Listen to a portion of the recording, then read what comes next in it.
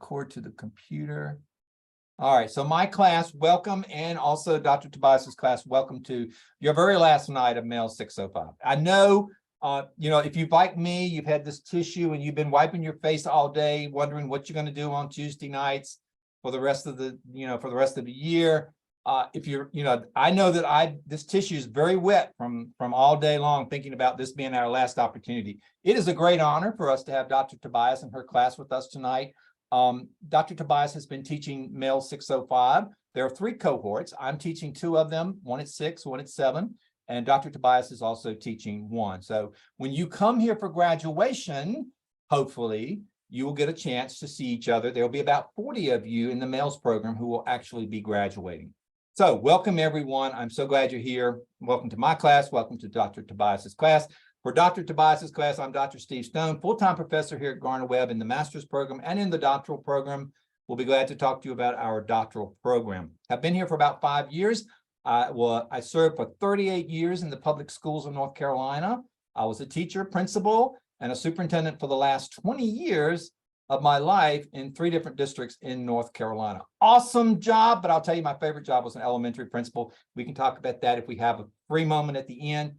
But it was the most awesome job, an elementary principal, but the superintendent's right up there with it as well. So within that experience, I hope that this exercise we're going to be doing a little bit later on, you'll have an opportunity to learn something from it. So welcome everyone. I am so glad that you are here.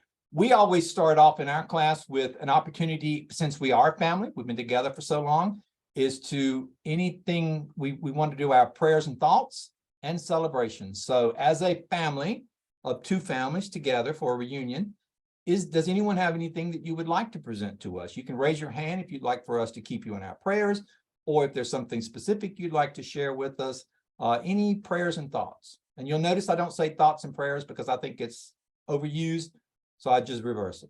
Does anyone have anything? You can simply raise your hand, or you can share if you'd like. But we are a family. We've been going at this for 5 semesters. We know each other. All right. I'm glad to hear. Are there any celebrations? Anybody got a new job? Oh, wait, someone did. Who was that? Mr. Johnson, you want to tell us about it? Yeah, so last Friday I accepted a position as an assistant principal in Union County. Yay, good job.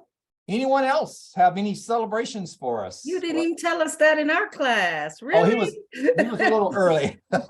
He was early and we had 10 minutes and he was looking, it was either him or I talked. So I made him talk. Congrats. Anyone else? So let me remind you, as we get going in this semester, you have gone through 5 semesters of Gardner-Webb. That means we are a family. Dr. Tobias, I, Dr. Lamb, Dr. Sanders, no matter who you've had as an instructor.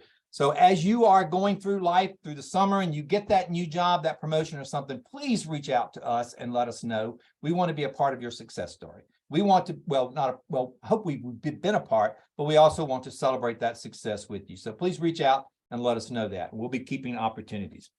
All right, so real quickly, I want to talk about graduation. Graduation, there are 2 ceremonies. And by the way, we call it commencement, not really graduation, but commencement is Thursday night. If you are coming to Gardner-Webb, Thursday night is the night you need to be here by 6.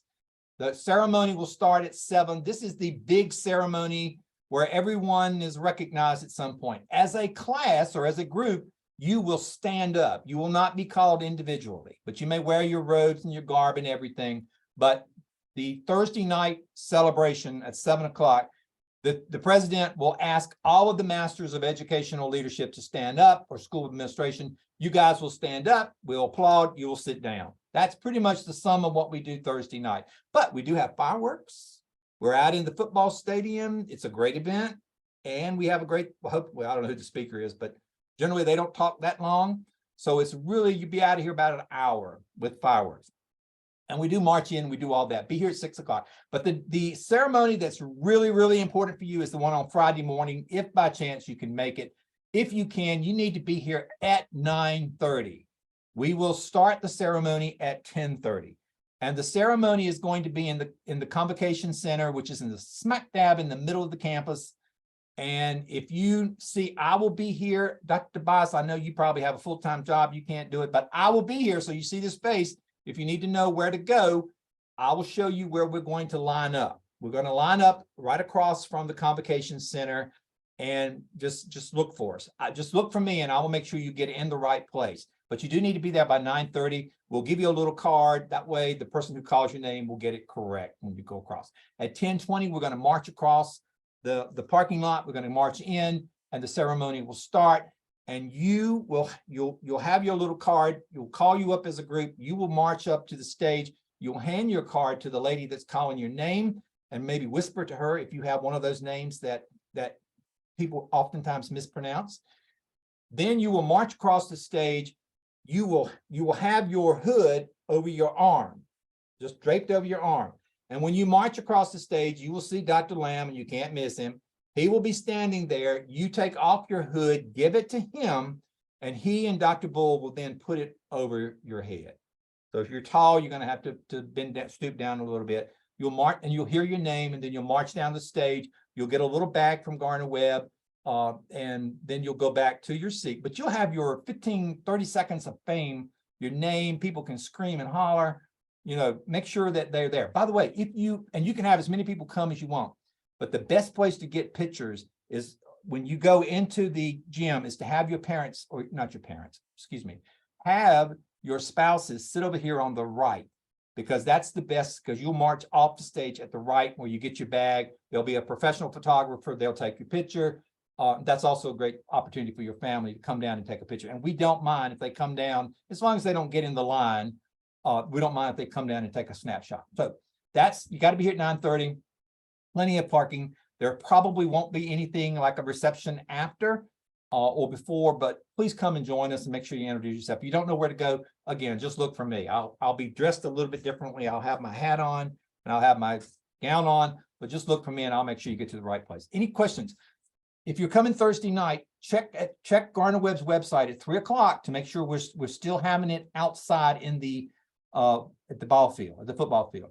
And ladies, you look really good in those pumps, those high heels, but on Thursday night, if you're coming, don't wear those because you'll be walking in grass or uneven gravel. And so wear sensible shoes, I suppose, on Thursday night. On Friday, wear as high as you want them, because we'll be all on even pavement on Friday. But if you are coming Thursday, watch what shoes you wear, because you don't want to fall through the grass or whatever it's called.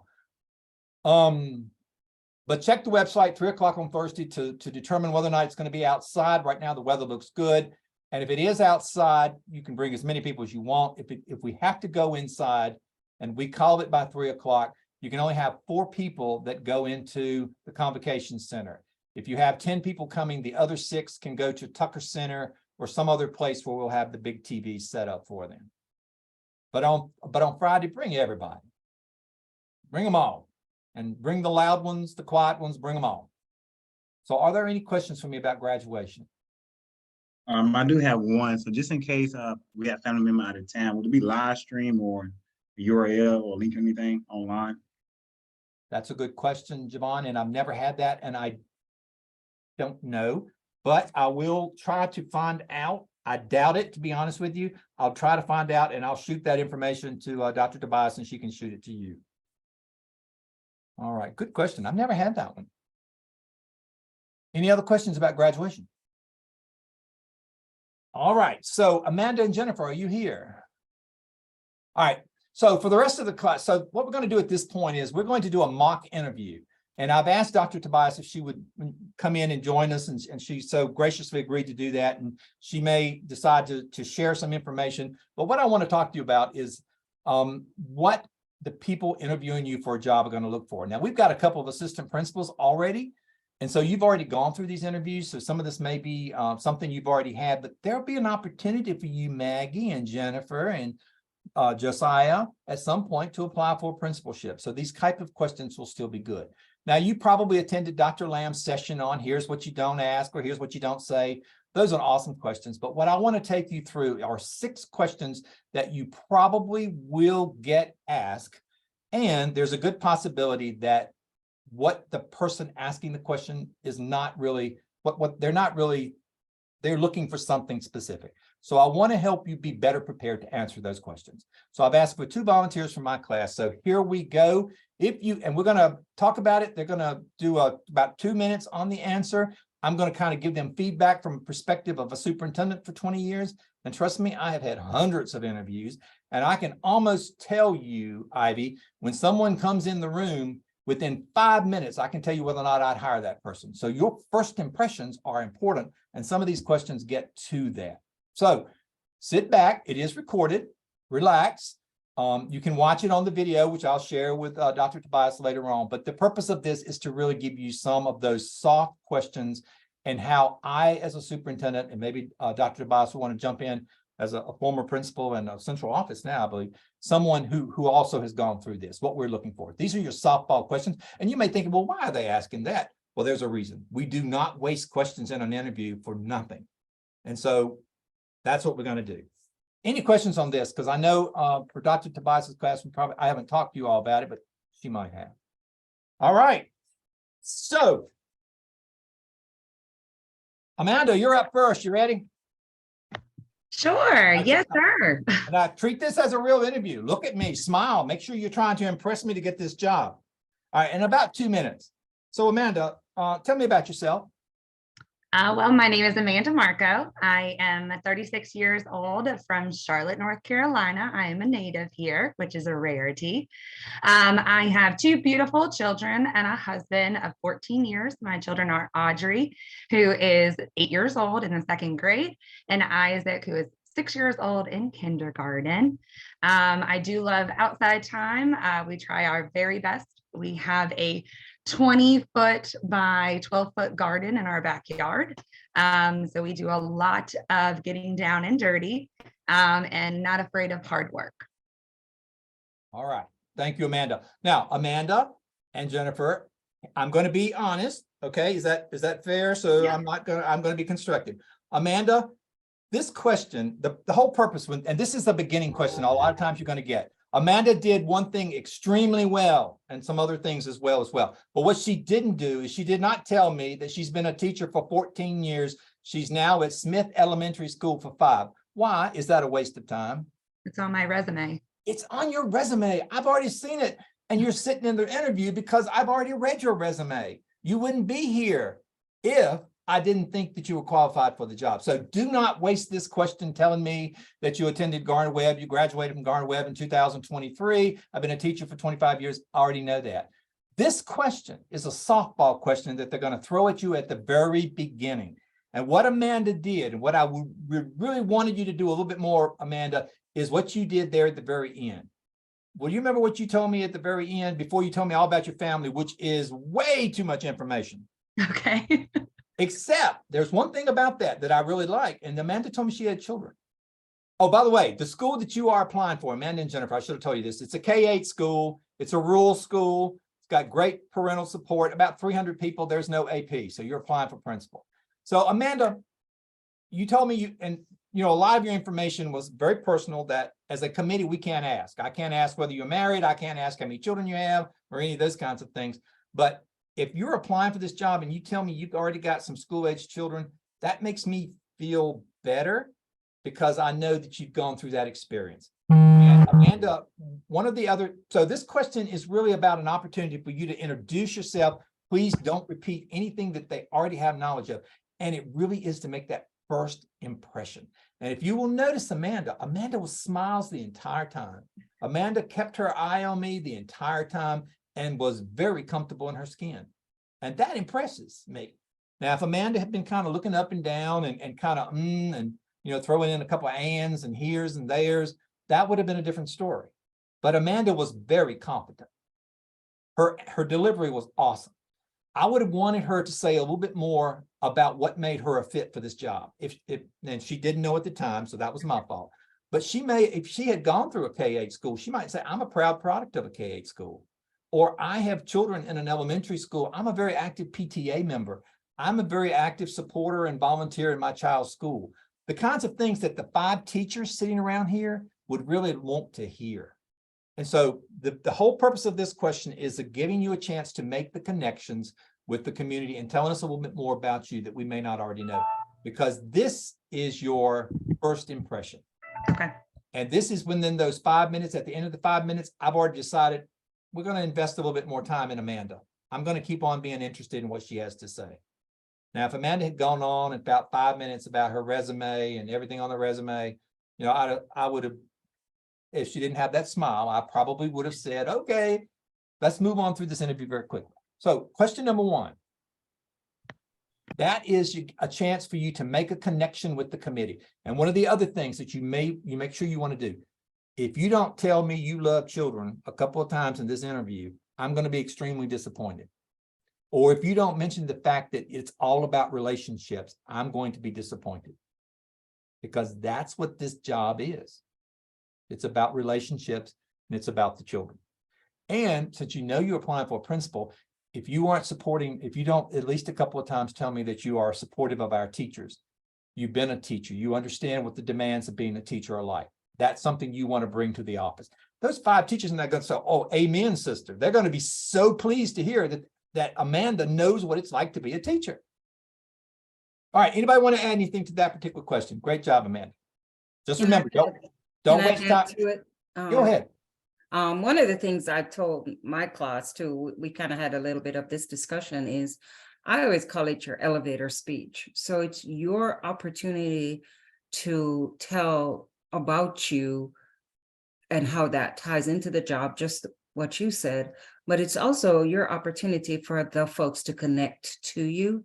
So I have a pat elevator speech that I change depending on where I am, but it tells a little bit about my background, not the personal story, but what my why in a succinct way that ties me into the job.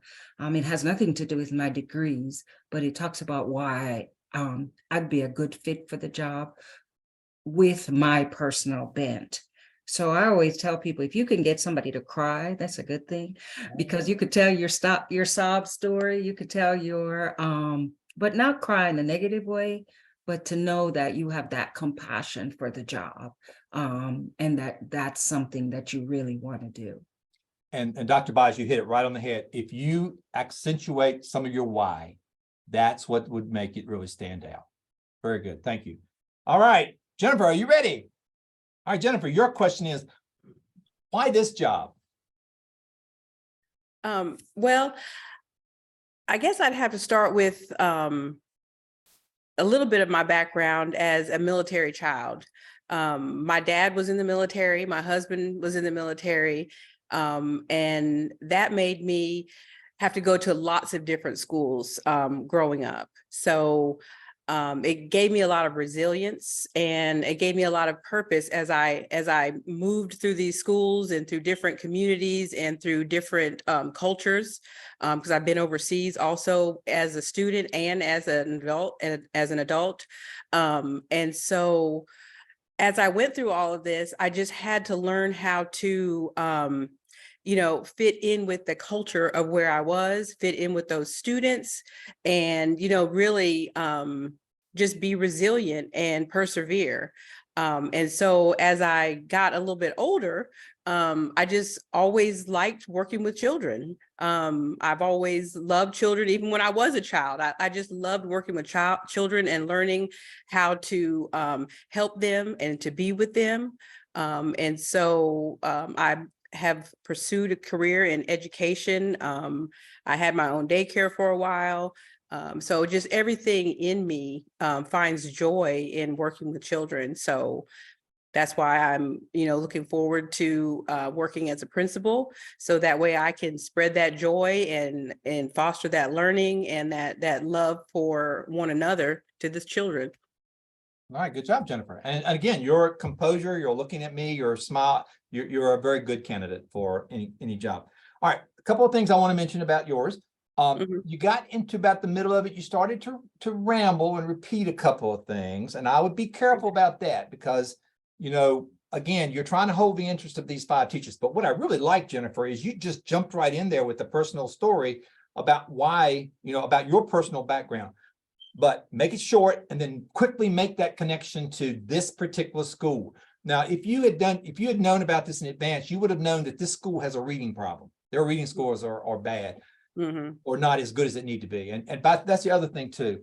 You would never in an interview say that that's a problem. Say it's an opportunity. Don't think of things as problems. Think of them as opportunities. Because these 5 teachers sitting around you, and if you tell them that that school has a reading problem, chances are there's a couple of reading teachers around there that don't particularly want to hear that. So it's an opportunity. So what you might want to have done, Jennifer, and I don't know your background as well as I should, but if you had something with reading, if you've been a reading facilitator, or if you have worked with the reading program at your school, but the purpose of this question is to give you a chance again to make that personal connection with this school. And you were at disadvantage because you haven't had the chance to look at the data. But all of you, when you start applying for a particular school, know that school's data. And when they asked you this question, tell them a little bit about yourself, but then very quickly zero in on what you can bring and what makes you the perfect person for this job.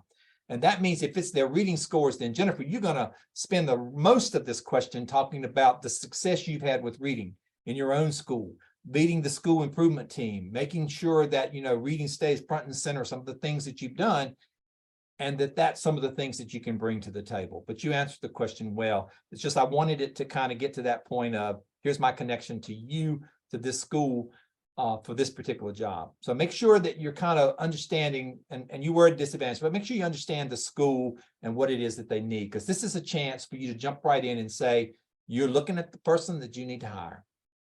So when they ask that question about why this school, know a little bit about the school, know about what opportunities are there, and make sure you let them know that opportunity and you are a perfect match. Don't ever lie.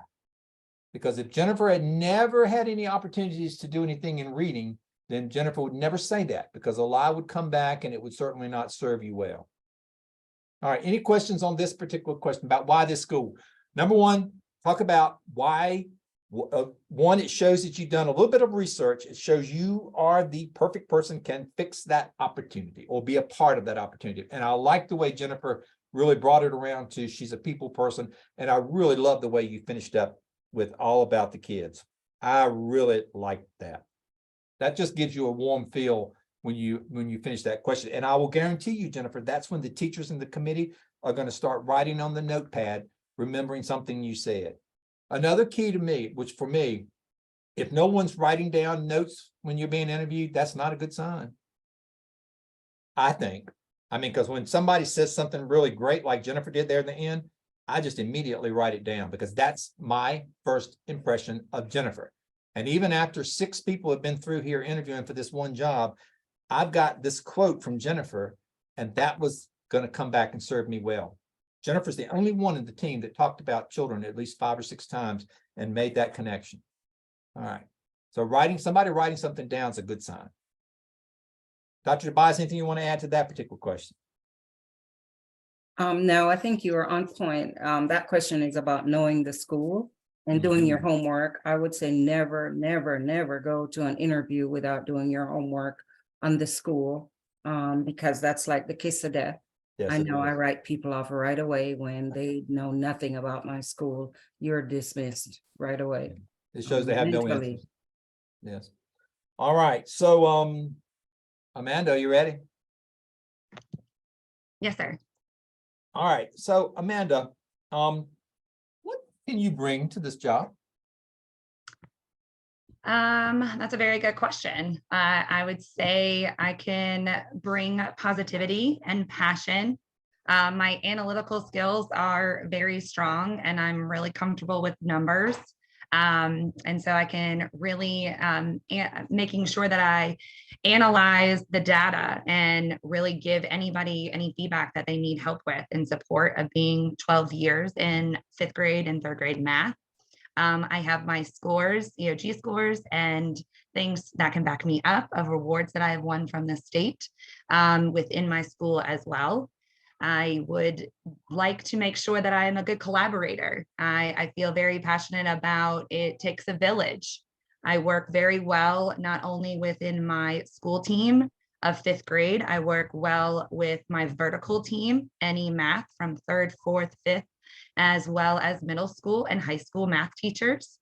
I definitely collaborate a lot with the EC teachers and special area teachers, as well as our ML teachers, to make sure that I hit every student where they need to be. All right. Thank you. All right, so this particular question about what can you bring, again, Amanda did a great job, but this particular question is an opportunity for you to go back and make some more connections. Now, what I didn't hear, I kind of heard it a little bit, but what I was really would have wanted to hear more about is that you are a people person, that you are all about building up teams. Amanda, what I wanted to hear was that I have been a school improvement team chair. I understand the process. I have worked through every single Reading to Achieve program. I mean, what I'm looking, because remember, you're interviewing for a team of 5 other teachers, and what you want to do is to make connections with them that you understand what their job's like, and that your job as a principal is to help make their job easier. So any connections you can make with those 5 folks around the table. So what you can bring would be the kinds of things, the personal traits that you mentioned were awesome. But then if you wanted to be a little bit more specific about, I've been a school improvement team chair for 10 years. I've been a grade level chair. I have worked on central committees, whatever it is you want to bring to the table about why, how you can make connections to those teachers. But do make sure that it is very clear that and I like the way you mentioned collaboration, but you might want it to break it down a little bit more and use it interchangeably with relationships, building people up, helping people be successful, those kinds of things. Collaboration is a word we hear a lot. What it means sometimes is, what your definition of collaboration may be different from mine. I may be just sitting in the room collaborating with you, whereas in my relationship, and I'm building relationships and helping you be successful, it's a little bit more of a nuance in the word. So even if that was on the resume of the job titles, you still want to elaborate more? very briefly, and only if it's something that you think this team needs to hear. Okay. All right. Good question. Anybody have a follow-up on that? All right. I have a question. So would it be good if you go back and look at like the teacher working conditions and compare your skill sets on the areas that you can or you have worked on to improve the areas that you need to improve on? So do you need to go more into like the data and then compare it to the skill set that you have? If you are looking at this school's data, and one of the things is the teacher working conditions survey, yes, you ought to be able to use all of that. And if you've worked in a school where the teacher working condition surveys are really, really high under teacher empowerment and things like that, that is something that you need to bring. That is something that you can bring. We've been very successful in my current school empowering teachers, or, and if that's a weakness from their teacher working condition survey, that is awesomely something that I would want to mention. Because again, they know what they need, and what they want to hear is you knowing what they need and being offered suggestions rather than saying it's a problem. Good question. Any bit of data that you have about that school, you can work at ABC scores, you can look at teacher working condition surveys. If there's an old newspaper, or if there's a newspaper in the county or a website, you should certainly look at everything that you could possibly find, because you want to make the connections with the people that's on that interview team. And Amanda, if those are elementary teachers there, think about what's important to an elementary teacher, what's important to a middle school teacher, and make sure that's something you can bring to the table. Because ultimately, these 5 elementary teachers are going to be saying, oh, they're going to be the ones who make the recommendations to the central office. All right. I'm going to change it up a little bit. Jennifer, you've got one question, and then there are 2 left, but I'm going to have someone from Dr. Tobias's class help me with this one. So Jennifer, here's your question. Okay. Can you tell me what a typical day is going to be like at Happy Valley School, my K-8 school? Okay, yes. A typical day would start with a very smooth arrival procedure for the students. So car riders and bus riders would all get out to a cheery bunch of staff members, and they would enter the school and be able to go in and get their breakfast or get their welcome work from their teacher. They would be greeted. The students would be greeted by their teachers each morning. They would be standing at the door or in the classroom, and they would greet those students. And then each teacher would begin their lesson. I would like to start with some SEL, some morning meetings, some kind of, connections that they make with the students. And then they would just continue on their day and do their curriculum assignments. And we would end, with a smooth dismissal. And then we would also have some meetings sprinkled in throughout the day, maybe PLCs and maybe a school improvement team meeting. And then, every so often, maybe once a week, we'd have a staff meeting. But yeah, a typical day would just be, everyone working together to reach that goal of student achievement. Awesome. Jennifer, I like the way you closed up. One of the things that I would suggest to make this a stronger response is for you to talk about what you are going to do rather than the teachers attending meetings, the teachers standing in the hall, the teachers greeting. So, and to say a typical day is probably an oxymoron, because well, that's not oxymoron, but probably a strange word, because there's probably no typical day at a K-8 school. But what you did do, I like what you very quickly said, that, and you made it clear to me that you're going to be outside opening doors, greeting students. And that is powerful to me. And then you also said you're going to be what I took away from your response is you're going to be walking down the halls, making those connections, building those relationships. And I like that. I do. And then you spend a lot of time talking about getting prepared to begin the day and getting prepared to end the day. But what I'm looking for in this question, Jennifer, is that you are an actual, real, caring person. And when you tell me you're standing outside and you're greeting my little babies when they come through the door, you got me. Well, when you tell me you're walking down the hall and checking on things to making sure that my teachers have the supplies and you guys have everything you need. So you're building up that relationship piece already. You've got me as one of the 5 on the committee, because that's what I want to see in a principal. Think about what you want to see in a principal. I want to see someone that connects with the kids and connects with the staff. And that means that I'm also want you, Jennifer, to tell me you're going to get there early to make sure everything is set up. So when the first teacher walks through my building, there is no bathroom flooded that she has to, if I could help it, that she has to deal with, or no strange thing that happened over the weekend that we have to deal with. So I'm looking for a principal that tells me I'm going to arrive early to make sure that this place is ready when you step through the door. And then I'm going to be outside to make sure my kids and parents feel welcome in the morning and again in the afternoon. I'm going to learn their names. I'm going to call them by their name. And for when little Steve Stone gets out of the car, I'm going to lean over there and say, hey, to his mama, and say, thank you for dropping Steve off today. We're going to have a good day. That kind of thing in a K-8 school would certainly serve you well. So the purpose of this question is not that you know that principals have to do meetings, principals have to do paperwork, and you didn't spend a lot of time on that, Jennifer, but I would caution you not to mention about too many meetings, because those 5 teachers sitting on the committee, that's probably not something they want to hear about. They'd rather hear about what you're going to do to support them. And so even within that question, if you can say, I'm going to look at what we already do for meetings, and I'm going to find ways in which we can utilize our time.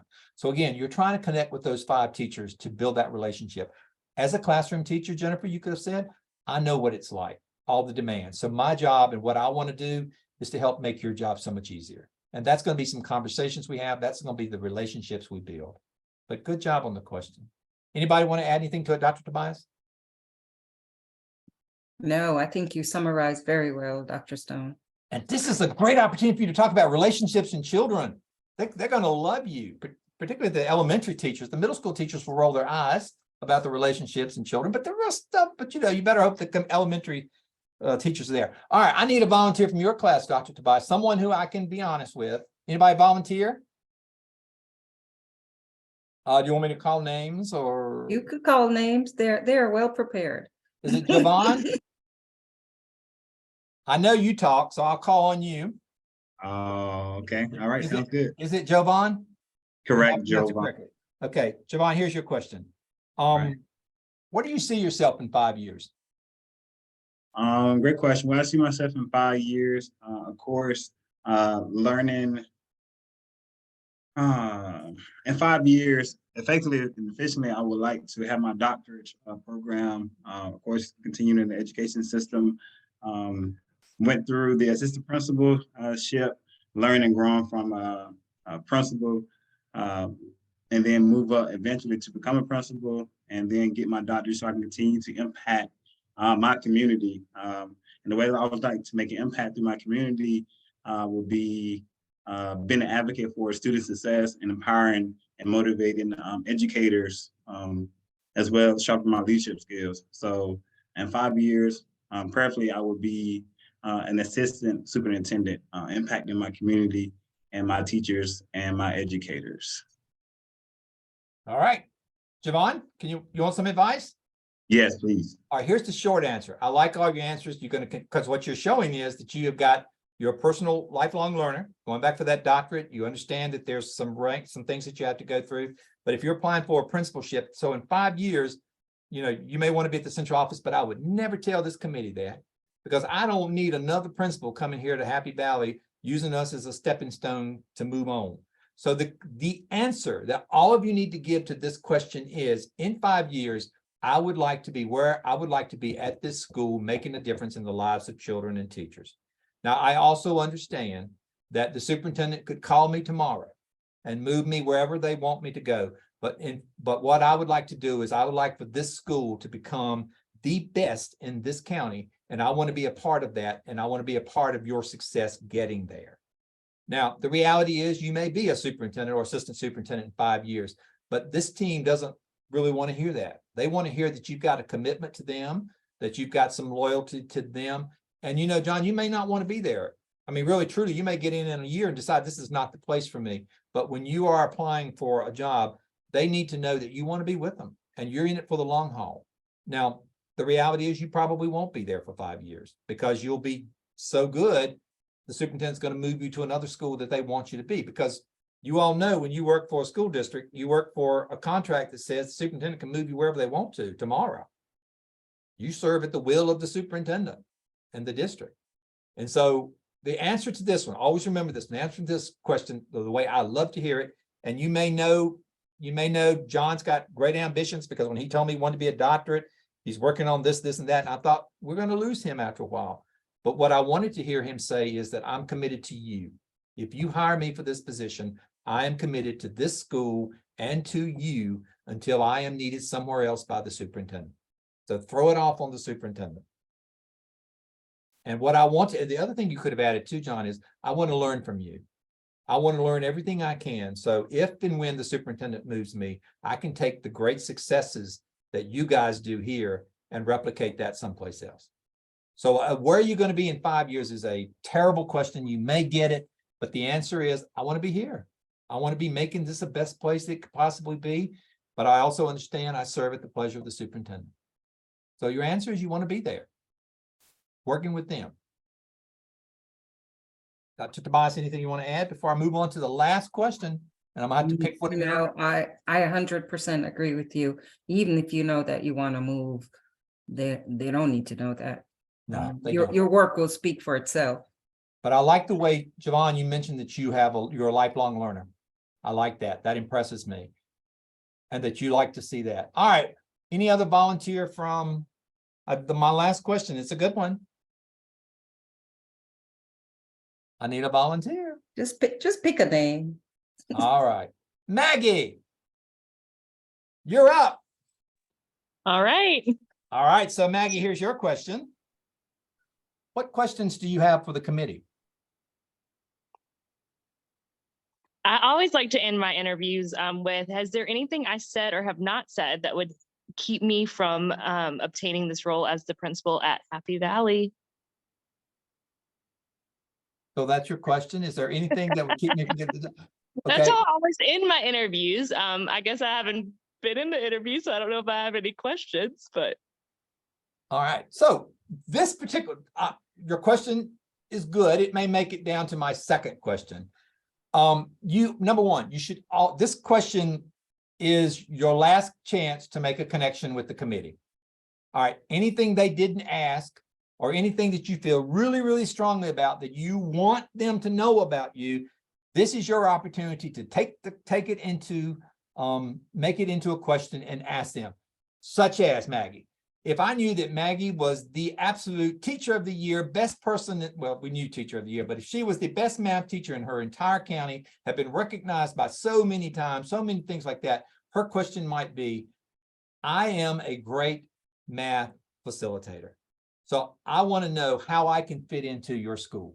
How do you see using my talents to better your school? And I think that's kind of the heart of your question, Maggie, when you asked earlier. But this question gives you a chance, or this opportunity gives you a chance, number one, to show that you're not dying to get out of there. but it also gives you a chance to have that final opportunity to put yourself out there. So turn it into a question, a strength that you have, turn it into a question and say, I can bring this to the table. How do you see using it? Which is kind of what Maggie, in a roundabout way, what Maggie was saying with her question. That's a great way to approach it, Maggie. The way you worded it, though, if I was the superintendent, I probably would have, it would have been a little bit off-putting that you were throwing that much back at me. But I would have loved it if you told me I'm a reading specialist and how can you use me? And I would, and my 5 teachers would have been all over that. All right. Okay, Maggie. You did well though, and your posture and you obviously have the great presence as well to for interviews. So good luck with those interviewing. Anybody want to add to that question? What's some other safe things to ask? Because you need to ask something. Don't end that interview saying, no, I don't have any more questions. You are not, that's not a good impression. I always have a question, but Can I add, Dr. Stone, to what you're saying? You should always have a question or two, and you should really think about it. I always ask the question, what does success look like in this position? Or if you were to brag about your school, can you tell me 2 strengths about this school? Because then it begins, if I get the job, I have an insight already as to what they need to work on, or questions like that. So you should always ask a question. And I always, as Dr. Stoner says, I never relate it really. I do relate it back to me, but I'm trying to gain information, but also sell myself so that they know that I'm good for this position. it's your last opportunity. Now, some of the things, exactly. Some of the things that you don't want to ask, what's the salary? Dr. Lamb told you all this. Don't ask how much I get paid. When can I start? Things like that. They don't know. They've got to make its way all the way up to the central office. You don't ask, do I get travel? Kinds of stuff like that. You'll turn them off quickly if you ask questions. Or do I have to be here at 8 in the morning? Oh, yeah, really? No, 7, 6, sometimes. Yes, Javon, did you have your hand up? Yes. Is it okay to ask about or ask them to describe their administrative style just to make sure that you fit them? Ask them what they're looking for in an administrator? No, in regards to like if I was going for to being a principal, is it okay to ask the superintendent how would they describe their administrative style? I think a Right. better question is what he just said. What are you looking for in an administrator? Yeah. Okay. Or, Yeah. because you don't want to put people on the spot. You do want to ask. So describe to me, what would administrator in this position, what would you look for? What characteristics? Right. And then when they give you one, you make sure before you walk out that door, I am your man. This is what I can bring. So reiterate it as well. Amanda, you had your hand up? Yes, sir. So kind of similar to Maggie's, would at the end asking them if I needed to clarify or elaborate more on a question.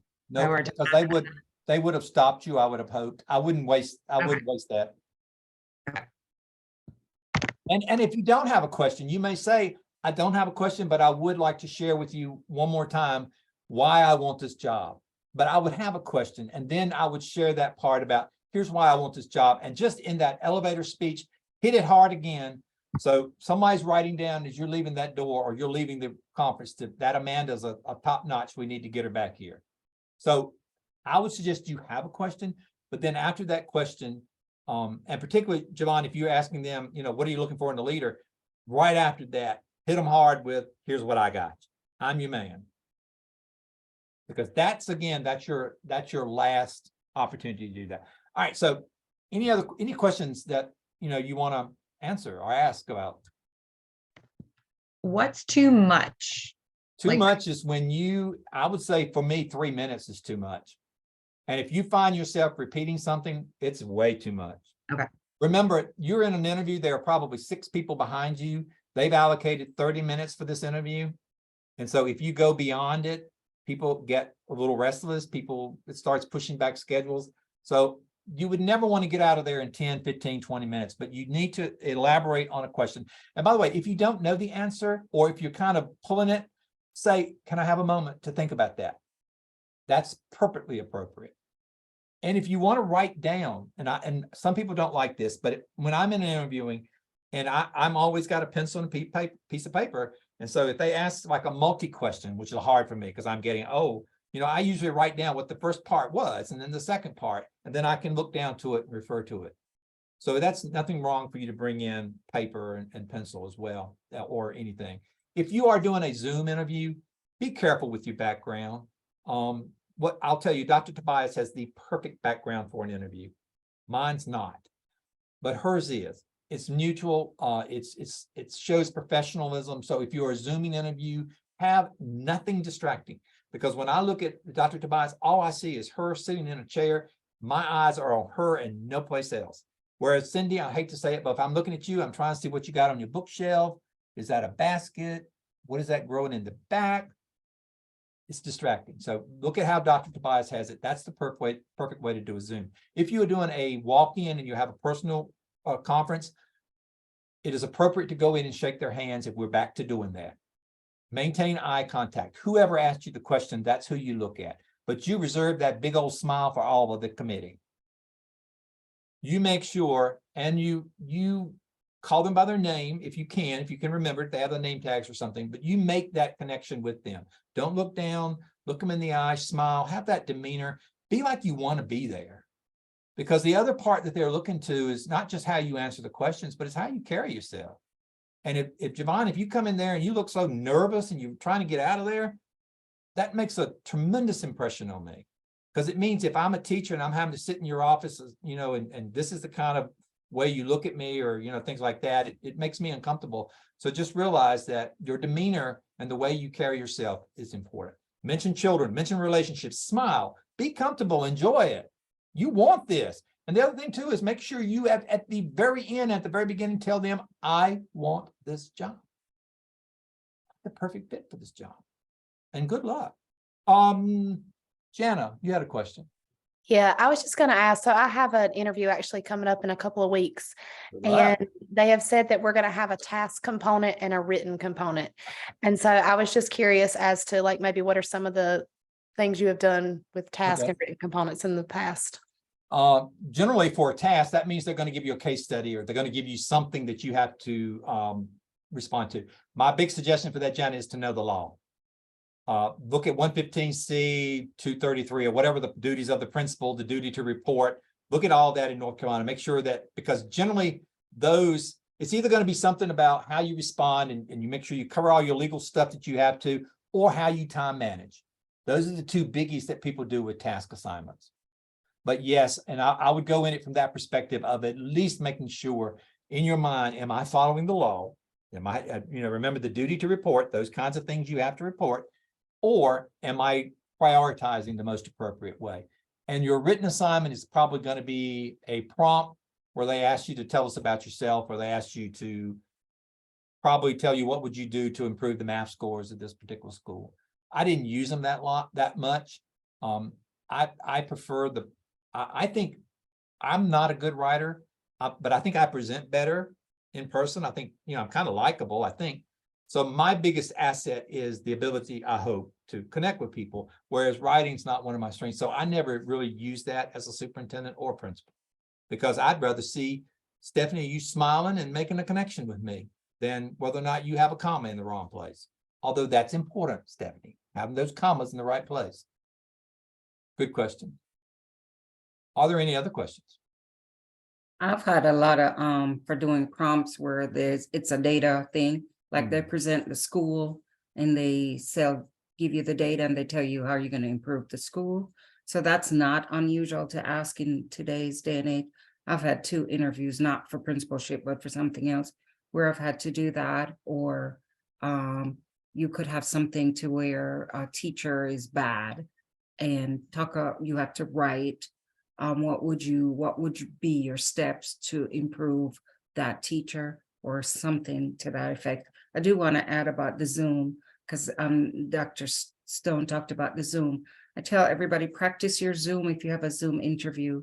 Practice your lighting, practice your setting, practice with yourself. Like before I interview on a Zoom, I do my own Zoom with me to see how I look. You can always have your notes at the top, because it looks like you're speaking to the camera. So you could have notes up there too. But you should always speak to the camera because it makes you look, when you're looking down, it doesn't make you look good, but make sure your lighting is perfect. Before every class, I check my lighting. So I have, my lighting is like set it's Yours is- deliberate. I yours is set good. it perfectly. So you should always do all of that if you have a Zoom interview, because the worst thing is not to be able to see you or hear you. And I can tell when people don't practice their Zoom interview because I can't see them. And as he mentioned, the background, I've had such distracting backgrounds before that it just turned me off. I just want to end the interview really quick. So those are some things to think about. Lucky we don't have a lot more Zoom interviews, but this week I've had 5 interviews on Zoom with teachers. So it does occur still. And Dr. Tobias was talking about me because my lighting's not good. I look a lot, I'm dark, so I need my light. Thank you, Dr. Tobias. I'll work on that. All right, so at this point, I'm going to do our PowerPoint presentation for my class. For Dr. Tobias's class, stick around. It's only about 4 minutes or 4.5 minutes. Then we're going to do yours. My class can zoom out once we get that, unless you want to stick around. So I'll say this to all of you. You have gone through Garner Webb. Thank you very much for being a part of the Garner Webb program. I am ready to write reference letters for you if you ever need me. I want to hear your success story. Dr. Tobias is the same. Your commitment to Garner Webb does not end when you march across that stage. If you need us, reach out to us, because that's what our responsibility to you are. You spent 5 semesters with Garner Webb. You spent a lot of money with Garner Webb. And so we are beholden to you, and we certainly want to continue that relationship. If you have not completed the student surveys, please make sure you do that. I know Dr. Tobias has probably talked about that. There's a link in week 15 for me. Make sure you do that. Dr. Lamb has a completer survey that you need to complete as well if you've not done that, but please do that. And congratulations to all of you, by the way. You all are graduating, you're commencing, so good job. All right, so I'm going to share my screen and I'm going to very quickly, now there is music to this, and this, by the way, is in week 15 for my class. So if you are in my class, you will see, you can find this in week 15. I will send this to Dr. Tobias, but this is my group, and then we're going to do Dr. Tobias's group. So there is sound to it, and I promise you, you will be able to get to the sound. Let me move this stuff at the top. This is about 4.5 minutes. Thank you very much. That's not what I want. Thank you very much for sharing your lives with me. There is music. Can you see my screen? Can you hear music? No.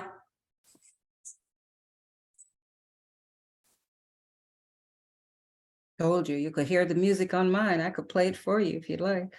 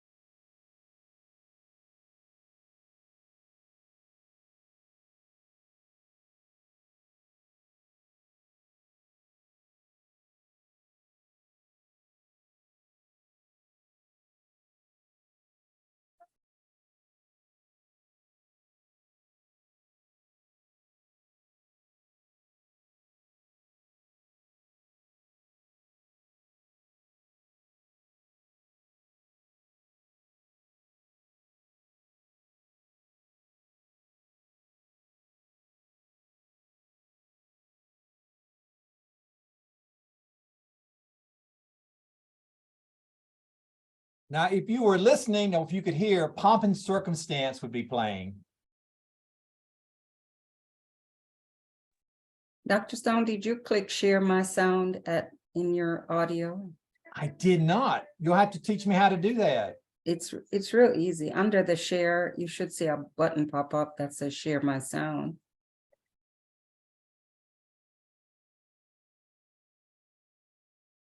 Oh, no. Oh, no.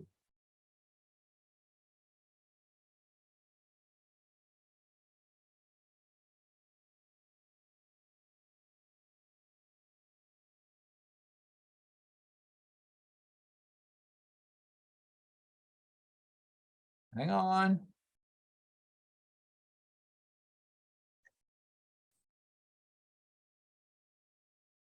All right, so you have about a minute of that, but I will stop sharing. That for my class is in your Blackboard Shell, week 15. It is for you. My class, I have thoroughly enjoyed this semester. Keep in touch. I want to hear how you're doing, your success stories as well as opportunities. Reach out to me at any point. It has been my pleasure. Make sure you finish that surveys for Dr. Lamb and for the university. It has been my pleasure. Thank you for letting me be a part of your life and your journey. Good night for my class. All right. Dr. Tobias, yours, hang on a minute. Dr. Stone.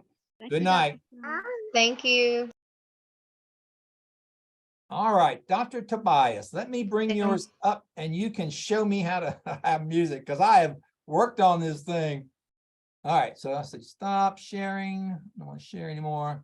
Let me go back. I did share. All right, I'm going back to my. So when you click share my screen at the bottom, it should come up share sound. It's like a little grayed out button at the bottom that should say share sound. Okay, let me bring up yours. I'm sorry, guys. I know you want to get out of here. Your last night. Gotta go find it. It's here. And Dr. Tobias, you have this. Okay, I can post mine. It's no worries because it is late. No, I've got it. No, I've got it. Oh, okay. I got it. Now, all right, so let me bring it up. I have nowhere to go. All right, Okay. so now it At says the- I'm sharing. So at the bottom, left corner, well, left for me, there's a button that you could, when you click share, it'll come up that says share my sound. So unshare and share again.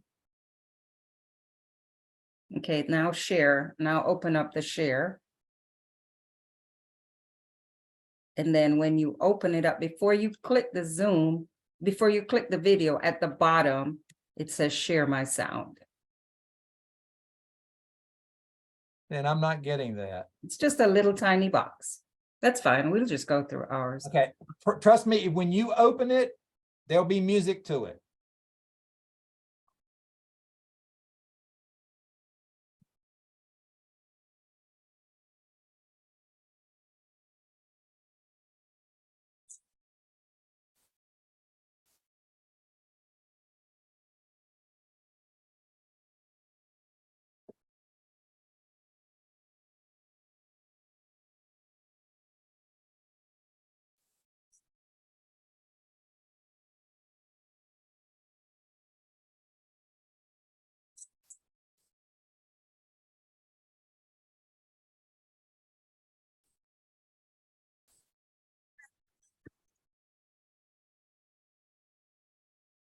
You guys heard the music, but now you get the video.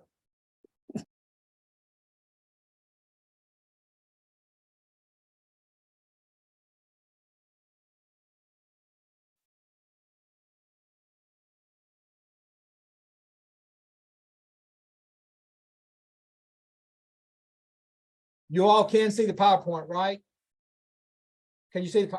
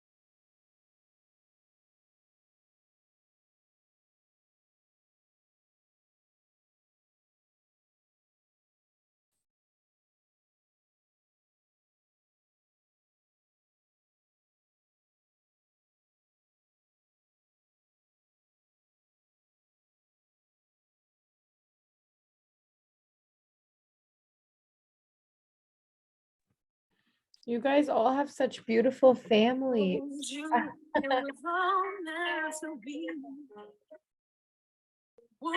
believe?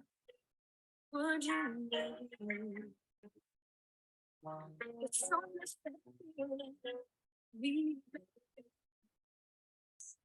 don't tell me that she's gonna think I'm crazy. When I tell you love is from here and now, I'm not gonna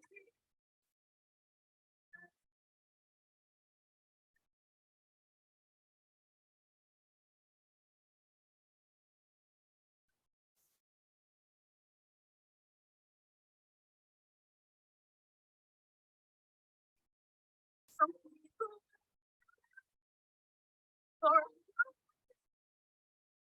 I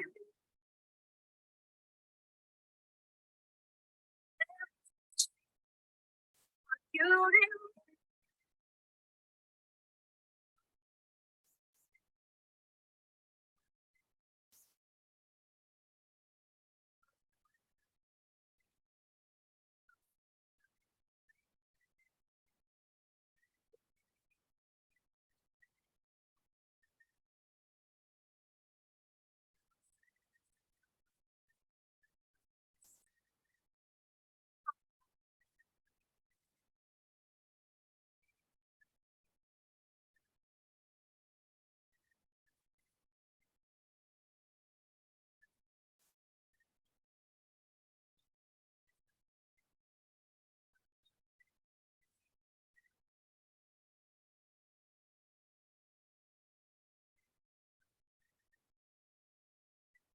Oh, Jenna, I'm so sorry. You sent that to me today and I didn't save it, but the one I sent to Dr. Tobias has it. I'm so sorry. Ah, I've got the real one. I'll send Oh, it. Yeah. good. Jana, you're on the real one, so. I'll send it to you guys, okay? So, congrats to everybody. And please know that, as Dr. Stone said, we're here for you all. Okay, thanks, my class. I appreciate you so much. Thanks, Dr. Stone. Oh, you're more than welcome. All right, good night, everybody. Thank you. Thank Bye-bye. you. Good night, Thank everybody. Good night. Hopefully we'll Night. see some of you guys. Thank you. Bye, guys. Bye. You're gonna have to Thanks, show Dr. me how to Stone. do I that. appreciate you. Oh, certainly. I enjoyed it. Thanks for participating. Oh, absolutely. Thank Thanks, Lloyd. you. You got a great class. Good night. Bye.